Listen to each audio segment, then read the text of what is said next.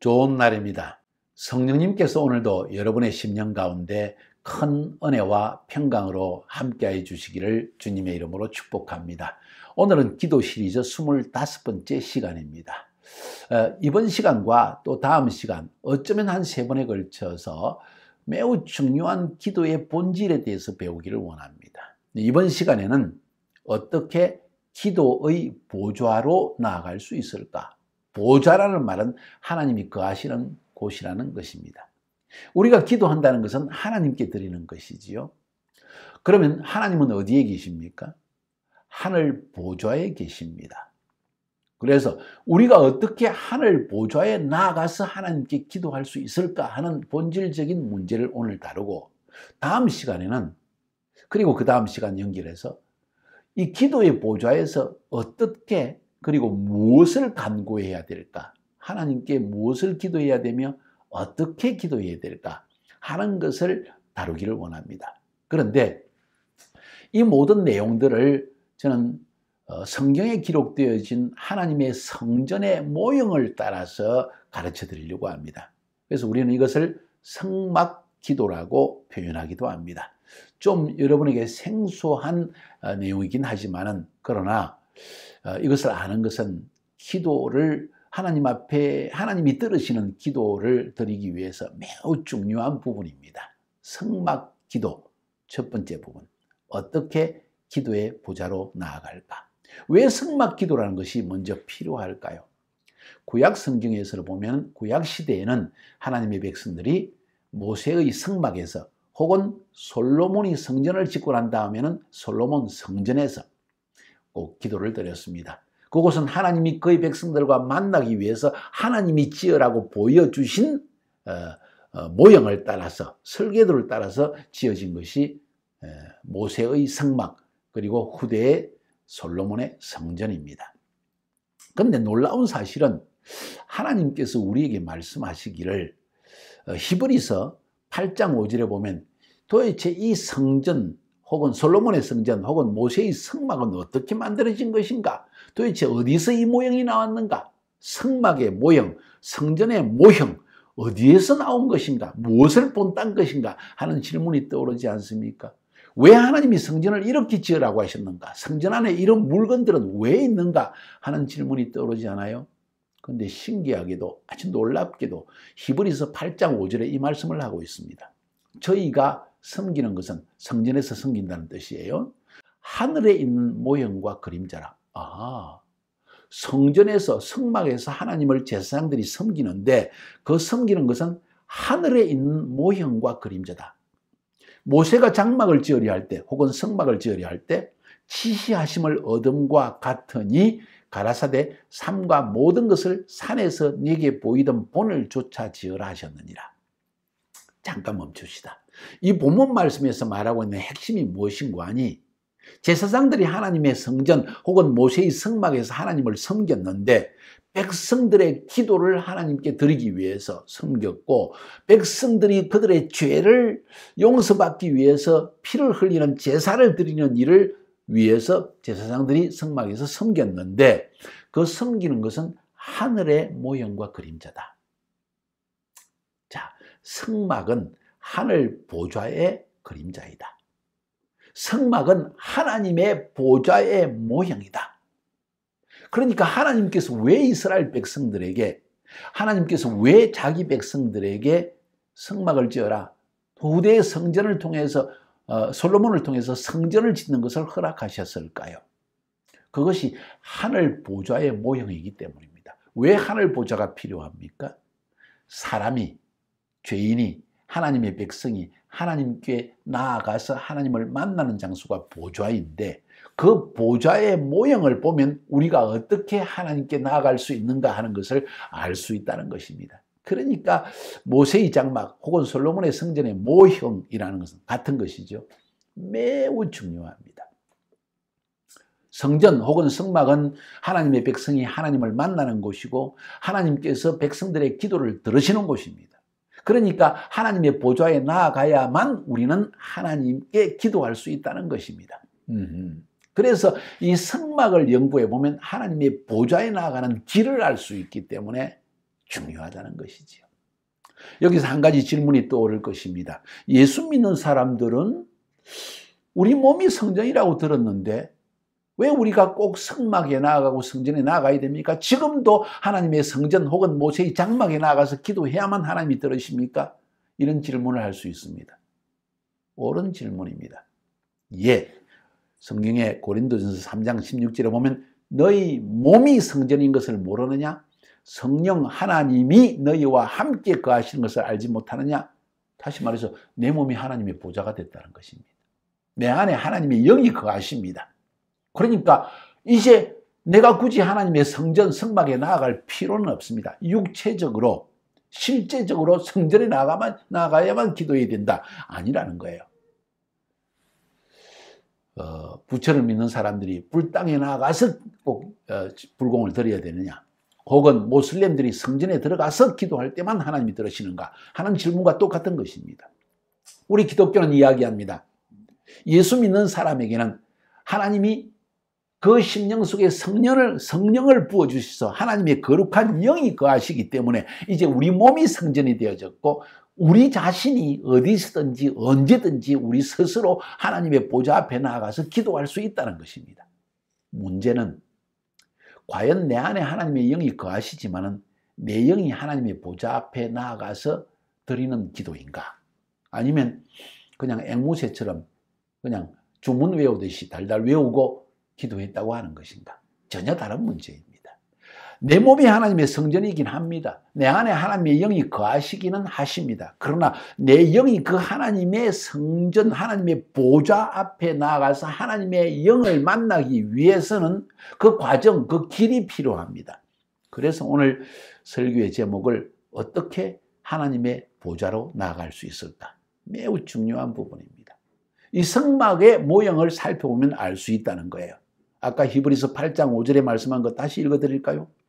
저희가 성전에서 섬기는 것은 하늘에 있는 것의 모형과 그림자라. 하나님께서 모세에게 장막, 성막을 지으라고 했을 때 그것은 하늘의 모형이다. 다시 말해서 하늘 보좌의 모형이다. 너희들이 하늘 보좌로 나아가서 하나님께 기도하기 원한다면 이 성막의 모형을 알아야만 보좌에 나아가는 길을 알게 된다 하는 이야기입니다. 그래서 오늘부터 시작해서 오늘 혹은 두 번 혹은 세 번에 걸쳐서 하나님의 보좌에 나아가는 길, 그것을 말씀드리려고 합니다. 먼저 성막에 들어가기 위해서는 외부 세상에서 성막이라는 곳으로 들어가야 됩니다. 길이가 25m, 50m입니다. 하나의 뜰입니다. 그 안에 성소가 있고 지성소가 있습니다. 성소는 5m입니다. 지성소는 5m 붙어 있습니다. 그 성전, 그리고 그것이 성전 뜰 안에 있고 혹은 성막 뜰 안에 있고 그 뜰에는 번제단과 그리고 물두멍이 있습니다. 번제단과 물두멍을 거쳐서 제사장은 피를 가지고 성소에 들어가고 성소의 왼쪽에 들어가 보면 거기에 메노라라고 하는 7촛대가 있고 오른쪽에는 떡 12개, 12지파를 상징하는 떡 12개가 놓여있는 떡상이 있고 그리고 쪽바로 나아가면 앞에 분향단, 기도의 향단이 있습니다. 그걸 거쳐서 나아가면 커튼이 놓여 있고 그 커튼을 제치고 들어가면 법궤가 놓여 있는 지성소가 나옵니다. 이해가 되시죠? 자, 이 그림을 통하여서 우리가 하나님의 보좌에, 기도의 보좌에 나아가는 법을 여러분에게 설명드리려고 합니다. 오늘은 성전 뜰에 대한 부분만 이야기하면 충분합니다. 먼저 하나님의 성막 혹은 성전 뜰에 들어가기 위해서는 외부 세상에서 들어가기 위해서는 문을 거쳐야 됩니다. 그것을 바로 성막문이라고 이야기합니다. 먼저 성막은요, 아까도 말씀드린 것처럼 50규빗, 100규빗 쉽게 이야기해서 25m 그리고 50m, 길이가 50m 그리고 폭이 25m 되는 그러한 하나의 터입니다. 그 틀을 뺑 둘러서 세마포로 둘러쌉니다. 하얀 세마포입니다. 이 세마포가 상징하는 게 뭘까요? 부활하신 예수님입니다. 세마포는 항상 죽음 가운데서 죄 없으신 예수께서 부활하신 그것을 상징합니다. 예수님께서 무덤에서 부활하실 때도 세마포로 쌓여 있었다고 그랬죠. 세마포만 놓여 있다고 했습니다. 이 세마포는 부활하신 예수 그리스도를 우리에게 상징해 주고 있는 것입니다. 그래서 이것은 뭘 의미할까요? 하나님의 기도의 전에 들어갈 자격자가 누구냐? 어떻게 하나님의 보좌에 나아갈 수 있는가? 그것은 예수께서 십자가에 죽으시고 부활하신 나의 구원자가 되시는 분, 나의 주님이 되신 분, 나의 하나님이 되신다는 것을 신앙 고백하는 자만이 그 안에 들어갈 수 있다는 거예요. 25m, 50m의 성전뜰은 모두 세마포로 둘러싸여져 있습니다. 이 세마포는 바로 부활하신 십자가에 죽으셨으나 우리 죄를 위해 죽으셨으나 부활하신 예수님을 상징한다고 했습니다. 거기에 들어갈 수 있는 자는 이 분명한 믿음을 가진 자만이 들어갈 수 있다는 거예요. 누구의 기도를 들으신다고요? 예수님이 나 같은 죄인을 위해 십자가에 죽으시고 그리고 부활하셔서 성천하시고 우리에게 성령을 보내주신 그분이 바로 나의 구원자시다, 나의 주님이시다는 것을 고백하는 자만이 그 안에 들어갈 수 있다는 것입니다. 여러분 그 고백이 있으시죠? 출애굽기 27장에 그 성전 뜰에 대한 이야기가 나옵니다. 너는 성막에 뜰을 만들지니 남쪽을 향하여 뜰 남쪽의 너비가 100규빗 50m입니다. 100규빗에 세마포 휘장을 쳐서 그 한쪽을 당하게 할지니 그렇게 이야기했습니다. 네. 세마포 휘장입니다. 하얀 세마포 휘장입니다. 죄 없으신 예수 그리스도, 부활하신 예수 그리스도, 이 믿음을 가진 자만이 이제 성막 뜰 안에 들어갈 수 있다는 거예요. 자, 근데 실제로 들어가기 위해서는 성막의 문을 통과해야 됩니다. 출애굽기 27장 16절에 보면 뜰 문을 위하여서는 청색, 자색, 홍색 실과 가늘게 꼰 배실로 수놓아 짠 서무 규빗의 휘장, 10m의 휘장이 있어야 된다. 휘장을 통과해서 들어가야 된다. 그 휘장이 문입니다. 기둥이 넷이요 받침이 넷이다 하는 이야기를 합니다. 자, 여러 가지 제껴놓고 여기에 이 휘장은 4가지 색깔로 만들어진 천으로 만들었습니다. 청색실, 자색실, 홍색실, 흰색실입니다. 뭘 상징할까요? 하나님께서 그냥 예쁘게 하기 위해서 4가지 색깔을 쓰라고 했을까요? 그러실 수도 있겠죠. 그런데 좀 더 성경적으로 연구해 보면 이런 색깔조차도 우리에게 뭔가 의미를 주는 영적 상징하는 것이 있다는 것입니다. 청색실, 그것은 생명이신 예수님을 의미합니다. 푸른색은 항상 생명을 상징합니다. 자색실, 이것은 보라색이죠. 보라색은 왕이신 예수님을 상징합니다. 역사적으로 고대로부터 왕은 항상 이런 보라색 홍포를 입었습니다. 붉은색이라고 하지만 사실은 보라색이에요. 짙은 붉은색이죠. 자색실, 왕이신 예수님을 상징합니다. 홍색실, 이것은 뭘까요? 피 흘리신, 고난당하신 예수님. 메시아는 왕이실 뿐만 아니라 우리 죄를 대신해서 죽으시는 고난당하시는 분이시다. 고난당하신 예수님. 흰색 실은 세마포, 그것은 부활하신 예수님. 다시 말해서 이 예수님에 대한 신앙 고백, 그분은 길이요 진리요 생명 되십니다. 나의 생명이십니다. 그분은 나의 왕이십니다. 그분은 나를 위해서, 나 같은 죄인을 위해 십자가의 고난을 당하셨습니다. 그러나 그분은 흰색실 부활하셨습니다 하는 신앙 고백을 가진 사람만이 기도의 뜰로 들어갈 수 있다는 것입니다. 하나님이 응답하시는 기도, 하나님이 응답하시는 기도를 드릴 수 있는 자격자가 누구냐? 이 신앙 고백이 있는 자, 하나님의 자녀가 된 자들. 예수가 나를 위해 고난받으셨고 그러나 그는 왕중왕으로 이 땅에 재림하실 것이고 나에게 길과 진리와 생명이 되시고 부활하셔서 나에게 생명을 주시는 분이시다는 신앙 고백이 그 심령 속에 있는 사람만이 하나님의 성전의 보좌에 나아갈 수 있는 첫 관문, 이 성전뜰로 들어갈 수 있다는 것을 말하는 것입니다. 여러분 하나님의 자녀 맞죠? 이 신앙 고백이 여러분을 하나님의 성막 안으로, 성전뜰 안으로 인도할 것입니다. 자, 이제 성전뜰 안에 들어가면 또 하나님의 보좌 안으로 들어가기 위해서 이 성전뜰을 지나가야 하는데 성전뜰에는 2단계가 남아 있습니다. 그 첫 번째 단계는 번제단입니다. 번제단은 뭘까요? 하나님께 제물을 바치는 곳입니다. 단순한 제물을 예쁜 포장을 해서 바치는 것이 아니라 짐승의 피를 흘려서 그 피를 하나님께 드립니다. 하나님이 무슨 고약하게 짐승의 피를 좋아하실까 하는 생각 들지 않습니까? 의미가 있습니다.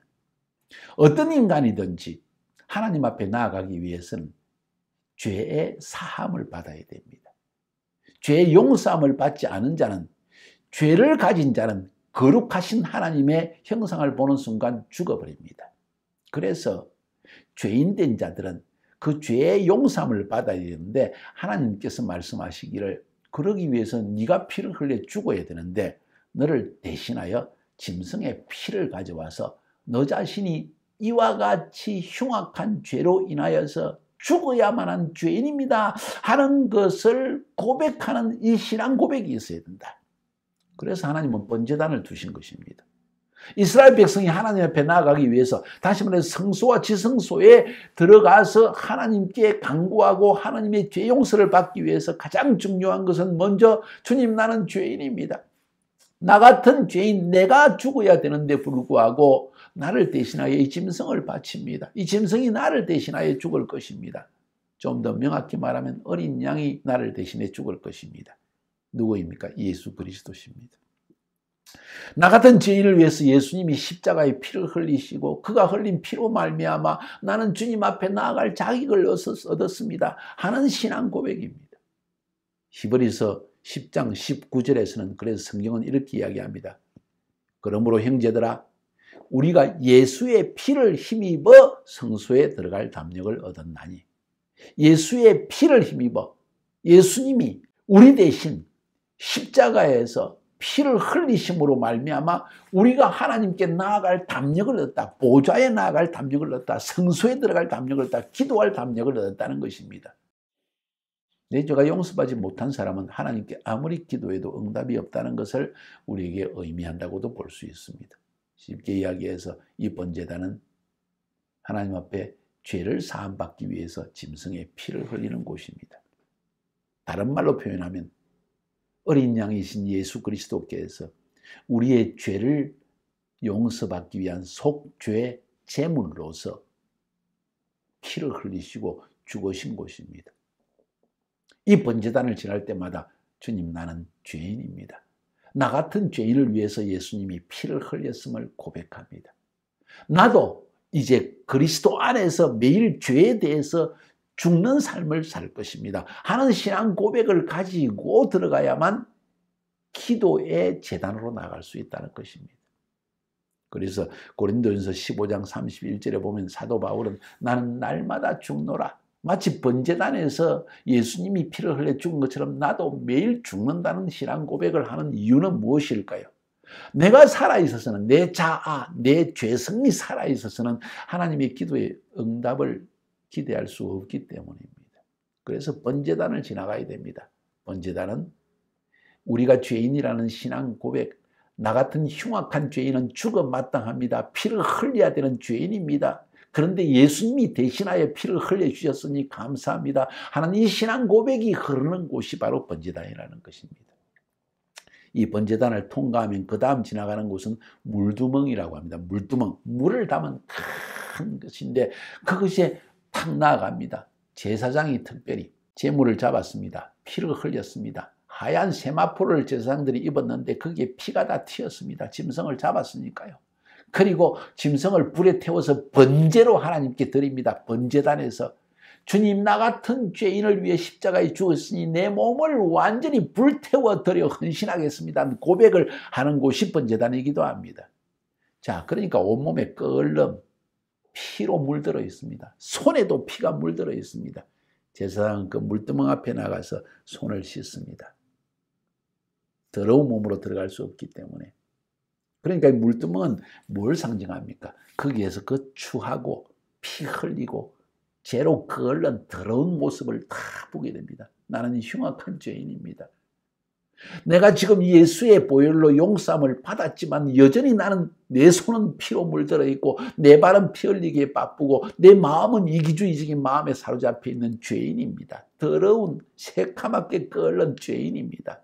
주님 회개합니다 하는 고백을 하는 곳이 물두멍이라는 거예요. 사랑하는 여러분, 이 물두멍을 지나지 않은 사람은, 다시 말해서 마음이 교만한 자, 내가 무슨 죄를 지었어, 내가 뭐 특별히 무슨 죄를 지었다고 내가 꼭 이렇게 해야 돼 하는 사람들은 자격이 없다는 것입니다. 성소에 들어갈 자격이 없다는 것입니다. 성소는 하나님의 임재가 있는 곳입니다. 특별히 지성소는 하나님의 임재가 있고, 이 성소는 하나님의 임재를 우리에게 하나님의 임재 안에 나아갈 수 있도록 돕는 장소가 성소입니다. 사랑하는 여러분, 그 성소에조차도 못 들어가는 거예요. 어떤 사람이 물두멍 앞에서 내가 얼마나 죄인인지 내 모습을 쳐다보고 경악하고, 주님, 내가 이런 더러운 죄인으로서 어떻게 감히 주님의 전에 나아갈 수 있습니까? 나는 기도의 보좌에 나아갈 자격도 없는 자입니다 하는 회개의 마음, 혹은 낮아진 겸손한 마음, 이런 사람만이 기도의 보좌에 나아갈 자격이 있다는 것입니다. 때때로 우리는 우리의 구하는 것에 너무 급급해가지고 나 자신의 모습을 돌아보지 못할 때가 많습니다. 너무 하나님께 마치 구하는 것만을 요술방망이를 두드리듯이 하나님 이거 주세요 저거 주세요 구하기 위해서 나아가다 바쁘다 보니까 내가 얼마나 흉악한 죄인인지, 내 마음이 얼마나 주님 앞에 합당하지 못한지, 예수님이 나 같은 죄인을 위해 십자가에 죽으시고 피를 흘리신 그 신앙 고백조차도 잊어버린 채 내 요구에만 급급할 때가 많이 있다는 것입니다. 그래서 이 번제단을 지나고 물두멍을 지날 때 하나님의 백성은 기도의 제단에 나아가기 전에 먼저 내 자신의 모습을 바라보라는 것입니다.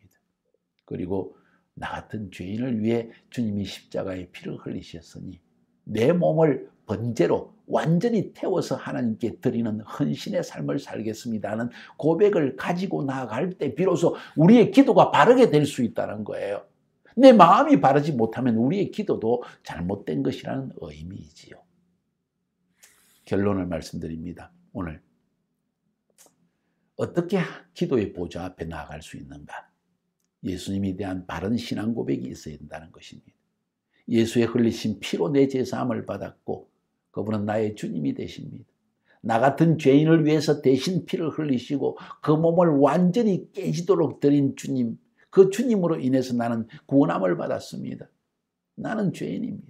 물두멍을 통과하면서 주님, 여전히 나는 죄를 짓고 있군요. 여전히 하나님 앞에 온전치 못한 죄인이군요 하면서 내 자신을 바라보고 내 자신이 어떤 존재인지를 깨달아 아는 겸손한 마음, 기도의 제단에 나아가기 위해서, 기도의 보좌에 나아가기 전에 신앙 고백과 마음의 겸손함, 이것이 중요하다는 것입니다. 다시 강조합니다. 기도의 보좌에 나아가 하나님께 기도하기 전에, 하나님을 만나기 전에, 하나님께 입을 열기 전에 먼저 있어야 될 것은 신앙 고백이다. 예수는 나를 위해 십자가에 죽으셨고 부활하신 나의 주님이시오 생명 되십니다. 고난당하신 왕이십니다. 그분이 나를 위해 피를 흘리셨습니다.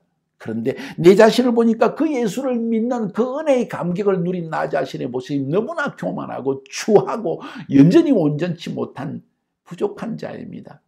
주님, 그런 자 주님 앞에 나아갑니다 하는 겸손한 마음, 신앙 고백과 겸손한 마음, 죄인됨을 인식하는 마음, 늘 하나님 앞에 나 자신의 모습을 깨닫고 회개하는 심령으로 살아가는 자, 이런 사람이 기도의 보좌에 나아갈 수 있는 자격자라는 것입니다. 사랑하는 여러분, 기도의 보좌에 나아가기 전에, 하나님께 기도하기 전에 먼저 이런 마음을, 그리고 우리의 이런 신앙 고백을 다시 한번 되새기면서 주님을 찾고 주님께 구하게 되기를 바랍니다. 오늘 기도의 보좌에 어떻게 나아갈까 하는 데 대한 답을 제가 성막 기도를 통해서 말씀드렸습니다. 이제 다음 시간 어떻게 무엇을 기도할까? 성소와 지성소에서 무엇을 어떻게 기도할까 하는 것을 말씀드리려고 합니다. 자, 마음을 겸손히 하시고 주님 앞에 나아가 간구하는 것마다 응답받는 여러분이 되기를 주님의 이름으로 축복해 드립니다.